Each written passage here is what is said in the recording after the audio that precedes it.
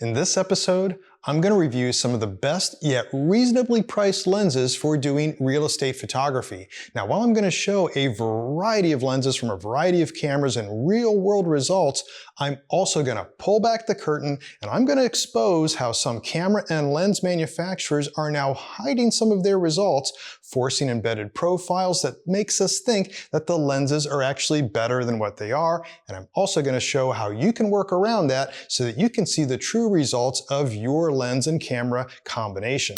Now, from a high level, there are three categories to consider when you're looking at buying a lens for real estate photography, and that's going to be either native f2.8, native f4, or a third-party lens. So native lenses are typical of if you have a Nikon camera, you've got a Nikon lens, you have a Canon camera, you have a Canon lens, so on and so on. The third-party lenses, though, that's when you get into like Sigma, like the one attached to this camera right here, or there's also Tokina, there's Tamron, different third-party lenses that typically have mounts for a number of different bodies. Now that can also be adapted also. It's something that you'll see throughout this video. That really doesn't matter as much because there's really two big distinctions. If you're having a third-party lens, granted that'll probably be an f2.8 lens because those are about half the price as native f2.8 lenses.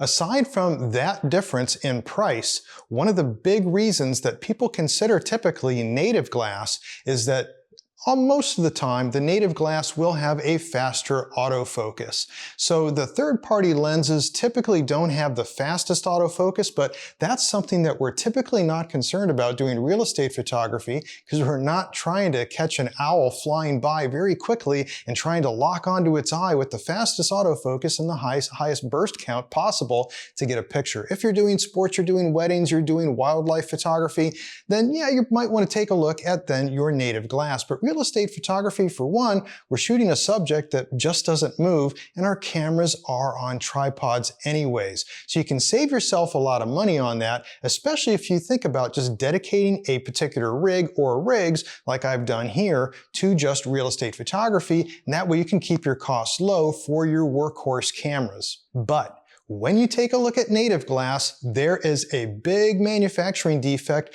that a lot of these lens and camera manufacturers are hiding. And what they're doing is they're forcing you to see what the results would look like in the best case scenario by doing some computational photography in software that is forced, but you can work around that. Let me show you what I mean.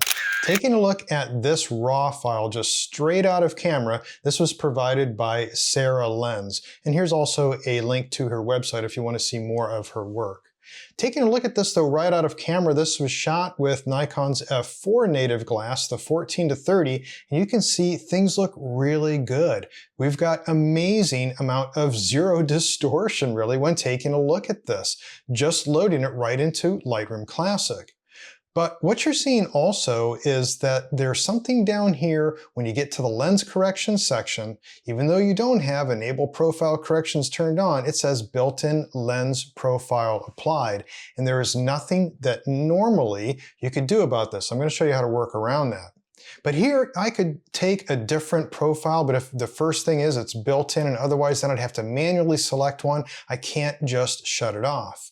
So to do that, you need to use other software like Raw Therapy or also using like DxO Pure Raw to see what it really looks like. Now, this isn't some advertisement for Pure Raw or Raw Therapy. It's just one way that you can take this file, turn off the lens profile, and then turn it into a DNG file, and that's what this is. So here with this version, we can see that this has no lens profile applied to it. I could turn on some profile corrections, but here I'd have to select it because I removed everything out of this to show this is what it really looks like straight out of camera. This is what it looks like straight out of camera with an embedded forced profile that you couldn't change. And this is where camera manufacturers are fooling us into thinking, oh, look at the results. This has like zero distortion. The verticals are vertical. But if we really took a look at it, we'd see that there is a big difference between these two images. There's also some vignetting that's going on, and you can see that more pronounced here. And this is with a file provided by AJ Caruso. And here's also a link to his website if you want to check out his work. So here, this is once again with a built-in profile applied. And then if we took that out, this is the result that we have. And you can see there's a lot more vignetting that's going on this image, enough to really shift the histogram if we went back to the forced view of having that embedded profile in there. Now, not every lens camera combination will have this, but if you do see this down here, that built-in lens profile applied, you're not really looking at the real results, and you might have to do something to remove that, for instance, using DxO Pure Raw or Raw Therapy. There are some options though. For instance, in this image here, this was provided by Paul Carpenter, and you can see that this is using the 14-24 f2.8 lens, but it didn't force the profile, it set it automatically, which is a little bit different behavior in Lightroom Classic. And of course, you could turn that off and you could turn that on. We can see that they want us to see it, what it looks like with that lens profile applied. Now, I'm going to review all these down here. These are different raw files that are out of different lenses, different cameras, and we're going to take a closer look at all that. Here though, I just wanted to show what we've got, the difference between computational photography and real results that are coming out of camera. So before getting to the rest of the results, let's talk about some other issues as well. Whether you're going to use native glass or you're going to use some third-party lens, there are things to consider between purchasing an f2.8 lens or an f4 lens. And this goes beyond just having an extra stop of exposure. It goes beyond that because there's some shortcuts that are taken when making f4 lenses. For instance, one of the biggest things that you'll find is almost every f2.8 lens has what's known as internal focusing, and that's where the lens doesn't extend. For instance, take a look at the Nikon f4 version of the Z glass, and you'll see that that lens extends out almost a couple inches. So every time that you change the focal length, that lens is moving back and forth instead of moving its internal elements back and forth. Now, it's a design shortcut that a lot of these manufacturers can take, and they keep their lenses very small. That also means that you're going to have a higher level of distortion, which is one of the reasons why they like to hide their deficiencies in those embedded profiles that are forced on it compared to larger lenses. So for instance, the f2.8 lenses typically don't have that much of a problem with distortion or vignetting. And that's because of one of those things of just having that internal element being able to move back and forth, and they also make the lenses typically bigger. But beyond that also, the f2.8 glass is just manufactured to a higher standard. Moving the lens in and out isn't really all that big of a deal. Yeah, you can get more dust in your lens over time, but a lot of people will live with that. That's fine. But one of the things you'll find with some of the third-party glass, like the Sigma, this 14-24 Sigma f2.8, is that the lens is huge. It is massively big around, and that then doesn't cause as much distortion. We'll take a close look at that with some results here in just a little bit. But while talking about the Sigma, and when we talk about internal focusing, the Sigma actually looks like it has internal focusing, but it doesn't. It actually extends and retracts the lens inside of the lens hood. Now, the amount of movement is only at most about a 1/4 inch, and it's very well protected inside there. So it's something you really don't notice as much, and especially with the results, when you work on different focal lengths, it really is about the same with about minimal distortion compared to other native lenses. So long story short on f2.8 compared to f4 is that there's a reason f4 lenses are lower priced, and that's because you do have overall lower lens quality. It doesn't mean it's not a good lens to use for real estate photography, but I'll take a look once again at some of these results really close so that you can make your own decision on that. Another consideration too before we get into taking a look at real world results, and that's that if the lens has a focus distance window. It's hard to find on a lot of the budget lenses that are out there nowadays, and it's also hard to find on even some of the higher end lenses, but there's a reason for that. So I love to use a focus distance window so that when I'm confirming my focus, I can look right down and I can see if it's measuring somewhere where it needs to be, some approximation. If you only rely on just, for instance, that little green square that shows up in your viewfinder when you do lock focus, that's not always reliable. There's a lot of things that can throw that off. For instance, if you're trying to focus on a non-contrasty area, so there's not a lot for the lens and the camera to work off to gauge autofocus. Also, if you're shooting toward the sun, sun flares are notorious for throwing off autofocus, but a focus distance window is accurate every single time because if you're out of focus, guaranteed it's going to peg to one side or the other. You see that and it's like, that's definitely not in focus. Now, some cameras have a focus distance scale that you can put on the viewfinder. In fact, most Sony cameras have that, and that's why Sony lenses typically don't have any focus distance windows. Unfortunately, a lot of the Nikon cameras don't have that focus distance scale, but they do provide an option on the more expensive glass. For instance, on the f2.8 version, the 14 to 24 f2.8 lens, they have an OLED display on the top, basically a focus distance window, so you can also confirm focus that way. So if your camera doesn't have a focus distance scale, I would recommend considering getting a lens that does have a focus distance window.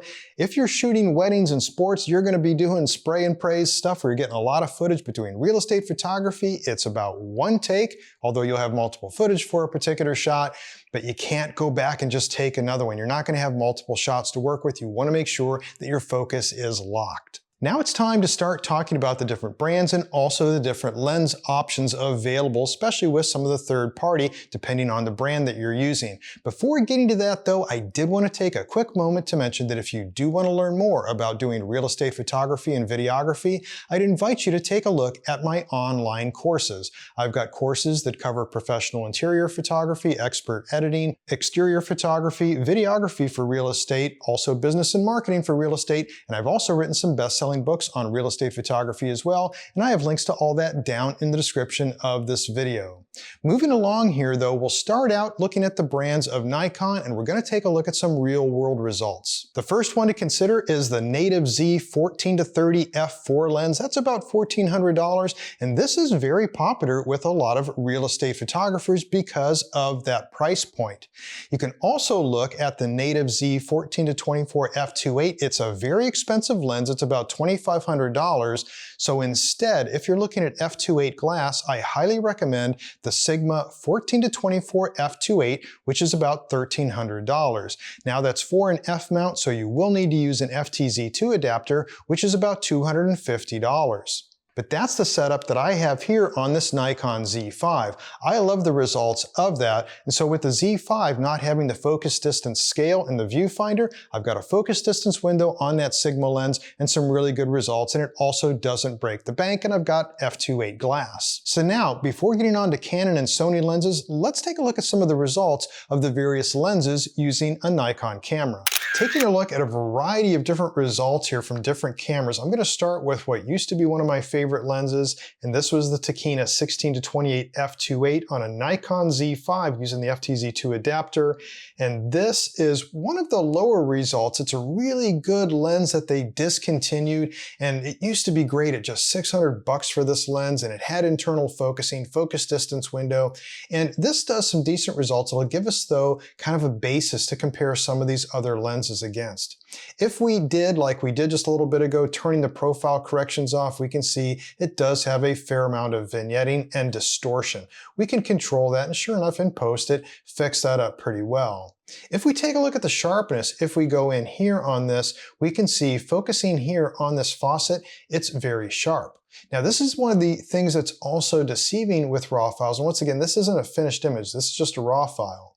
If we take the sharpening, you can see here it was up to about 30. If I take that down, it does look a little bit softer. So putting that sharpening back up, it looks, of course, sharper. Now that's something you have to do with all RAW files. But one of the things you'll see with newer versions of Lightroom Classic is that by default, it's setting that sharpening to 40 and really jacking it up. Okay, but if we get up here to the corner, so we saw how that focused, how does our corner focusing look? And really, quite honestly, everything that would be in the depth of field here isn't that bad. We can see some softness and weirdness going up at the very top, at the edges here, but overall, it's really not that bad for such a tight space. But once again, that's no longer recommended by me because this is just a discontinued lens. So now before getting to the Sigma, I really want to show you some results by that, but let's revisit some of these other ones that we looked at. First, let's take a look at this one here. Once again, this is by Sarah Lens, and this was using that Nikon F4 14-30. And this is pretty good. The image here, when we go in to take a look at the sharpness, you can see here this corner sharpness looks really good. But once again, that's because the sharpening is jacked up to 40 by default. If we take that sharpening out of there, we can see that it does get soft, but that's kind of natural. That's something to expect. It's not just in the corners, that's kind of everywhere on everything throughout this image. If we put the sharpening back up, immediately we see grain in the wood. We see a lot of details over here in these chairs and this little remote that was sitting over here. We can see that that is pretty sharp. And that's why this is one of the favored lenses by a lot of real estate photographers using Nikon, because it's an f4 lens. It gets you good results. Sure, real results coming out of lens, if we were to remove that profile using other software, we get a lot of distortion out of this. There's pretty heavy vignetting. And the same goes with this image here that was provided by AJ Caruso. So really good image here, just straight out of camera raw file, but once again, we're gonna get those same results. So the sharpness is okay really for this lens. And if you wanted to keep your Z glass, you didn't want to use third party, this is definitely a budget-friendly option. Going to the higher end though, let's take a look at this image here. This is shot with the 14-24 f2.8. We can see that down here, provided by Paul Carpenter.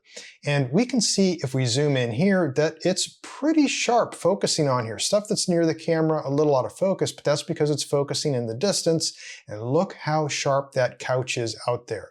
Now, once again, we have the sharpening up pretty high on here. If we take that sharpening down, instead of being at 40, which it is by default, if we reduce that down to 0, we can see everything gets soft. So that's, once again, all raw files need to be sharpened, but you can see just how soft it is without having that sharpening in there. As far as corner sharpness, this lens is very corner sharp. Look at this down here on the floor. You can see grain in that hardwood floor down here, and also just in the small little defects you can even see on manufacturing defects on the bottom of the molding. This is a very, very sharp lens. Once again, this is very costly though. So the alternative that I like instead of this, and the results by this, by the way, you're gonna see almost the exact same results with the Canon and Sony equivalents. This is just really a difference between using an f4 lens and an f2.8 lens, because nowadays the native lenses are native lenses. Doesn't matter, they're all competing for the same thing and have similar results. So looking though at the third-party lenses, that's where I wanted to show you Sigma. So this is the Sigma 14-24 f2.8. Now, typically I don't like to use that lens outside because it does have a bulbous front element, but the lens hood does extend well enough to where I haven't had a lot of lens flare. Still, I like to use a lighter lens outside, something I teach in the exteriors course for a lot of reasons. One, the Sigma lens is very heavy. It's at the high end of what the FTZii adapter can hold. Still a very good lens, it's very wide, but it is definitely prone to flare. Anyways, looking at this here, this is just a little bit of distortion if we go down here, for instance, and turn off the profile corrections. So this is with profile corrections applied, but when I turn those off, you can see that there was hardly any distortion. Sure, the vignetting's high. Let's take a look at that again. Here's with no corrections. You can see that there's definitely some vignetting compared to applying the corrections, but look at how that doesn't hardly move. It doesn't hardly bend. There's hardly any physical distortion in here. So just a little bit. And that's because also that Sigma lens is extremely big, so it has a lot of glass. That's also what makes it heavy. We can take a look also on the inside. What does it really look like? Well, this is a finished image here when we look on the inside, and here are the raw files for it. So here's me doing a typical two-sided composite like I show in my Pro Interiors course. And if we go in here, we can see just straight out of camera that look at how sharp that is. Once again though, we are taking a look at that at 40 on the sharpening in Lightroom Classic. If we move that down to 0, everything's gonna look just a little soft, but still not bad, still fairly sharp. We'll just bring that back up to where that was. And then if we take a look at the corner sharpness, some of the things like over here, is this really sharp? Well, look at that outlet. It is sharp, sharp, sharp. And everything down here is still very, very sharp corner to corner if it is in the same depth of field of where I was focusing. That's why the couch being so close really isn't. Going in here to the finished image so that we can really take a look, you can see everything is just beautifully sharp. Even my fake fire.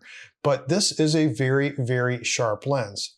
Now the next to consider also is color. How well does color work across these various lenses? Well, one of the things that I didn't mind with the Tokina 16-28 f2.8, which is shown here, is that it didn't always have the best color. It wasn't always very vibrant. But indoors, I don't really care about that because you're working with mostly neutral colors anyways. Even over here, this was shot with the Sigma 14-24 f2.8. This is just a flash shot, it's not the finished shot, so don't worry about some of the stuff going on here. But you can see that the colors look good, but once again, even with some colorful type of interior, it's still fairly neutral. When we go outside, that's when we can see the colors being vibrant. And this is where I was very impressed. If we go down here to the corner, look how the corner sharpness is, for instance, here on this plant, also down here on the concrete, the pool, and this is just with the default sharpening applied to it. But look at the colors. There's no oversaturation in the reds, there's vibrance in the dull colors, and just really good true blues that are coming out of all the things with the pool and the sky as well. Of course, with some of the other files I have, it's a little hard to tell on colors, but you can see here that once again, especially for interior photography, this 14-24 Nikon f2.8, this is a native glass, this still has very good colors. You can see that out through the outside, and also on AJ Caruso's shot here, where he shot this on the outside, this also has good colors. Yes, it was taken in the wintertime. There was no grass to see some of the greens, but all of these lenses, also Sarah lenses right here, they all have pretty good color nowadays, especially if they're native glass. So to get a third-party lens that also has amazing color in it, that's an added bonus, and that's what you get with that Sigma 14-24 f2.8. But once again, if you're looking at shooting outside where colors are most important, that's where I recommend getting a really good landscape lens. And that's where for years I've been shooting, for instance, with a Nikon 20mm prime. And that gets me really good, vibrant colors. So something to consider, and that way also you don't have to worry about damaging your interior lens when you take it outside and might be brushing up against trees, especially that big old Sigma 14-24. I also tend to keep each one of my lenses married to a body so I don't have to worry about sensor dust. Once again, keeping those rigs very easy just to grab and go. Also, if you're using a tripod outside, that's fine, but some of these lenses are very heavy. One reason to consider using a prime lens if you're doing handheld photography outside, like the 20mm lens. Any prime lens is going to be very light no matter who the manufacturer is. These lenses, the 14-24 f2.8 glass, whether it's Sigma, whether it's going to be through Nikon, this is heavy stuff. And it's really hard to hand hold, and usually they also don't come with any vibration reduction, so you got to be extremely steady. So if you are going to use these lenses outside, definitely think about using a tripod. Next up is Canon, and I have a couple of recommendations. There is a native RF lens, the 14-35 f4 lens, and it is definitely reasonably priced, but I also highly recommend getting the 14-24 f2.8 Sigma, which comes in a Canon mount, but you can use the EF-EOS R adapter, just like you would if you were using this on a Nikon. It comes in Canon and Nikon mounts. When it comes to Sony, well, the choices are very easy because Sony has been making mirrorless lenses for a very long time. The most popular is their 16-35 f4 lens, which is about $1,200. And by the way, that does have internal focusing. It's a very good lens. But if you want to get f2.8, definitely you can use the Sigma just like you would on Canon and also on Nikon. That's the Sigma 14-24 f2.8, but it doesn't have a focus distance window like the Nikon and Canon versions of this lens, but most Sony cameras have a focus scale option for the viewfinder. There are two other options to also consider when it comes to lenses, and I'll just mention them real quick here, and that's tilt shift lenses or manual focus lenses, and tilt shift lenses are actually manual focus as well. And the tilt shift lens was really from a day and age of doing architectural photography when you didn't have the ability to take digital files and correct your geometric distortions or verticals and whatnot. So it allowed you to work around these deficiencies when you were using film. And yes, you can use them on mirrorless cameras or you can use them digitally. And a lot of photographers swear by those, but I found them to be just highly frustrating for my work. They also have typically a very large bulbous element, which is very prone to flare. It's something you definitely don't want to take outside, and you have to be careful not pointing it into the sun. Otherwise, you're going to have headaches in your editing. And also just being manual focus, that also is an issue. And you got to remember to keep changing also your shift, so that if you're shifting for one particular room, well, you might have to shift it back down for another. They're also just very expensive and just really not needed. So it's something I don't recommend. If you always want to try one, you can always rent one, try it, see what you think. It's not one of my recommendations though. Also the next one, just overall manual focus lenses. Now those tend to be a lot less expensive, but there's really not much choice left nowadays compared to the variety of lenses that are out there for every type of camera made. Also, you do have to be very careful that for every shot, you're resetting your focus, and you have to look down on doing that. Now, I use manual focus lenses when I'm doing videography, and it's something that I also recommend in my course on videography for real estate. But that's one of those things too, where you have to remember, oh, did I set the focus right while I'm inside compared to outside? So something just to consider. When you're using an autofocus lens, all those problems go away. But the ultimate test isn't going to be from me showing you various results. It's going to be from you actually trying the lens. Now, everybody, B&H, Autorama, even most of the Amazon sellers, they have 30-day returns. So you can always buy something, you can try it. If you don't like it, you just send it back. Because no matter how many charts and graphs you look at and what other reviewers on YouTube may be showing you, it really boils down to how you feel comfortable with the lens and the results that you get as well.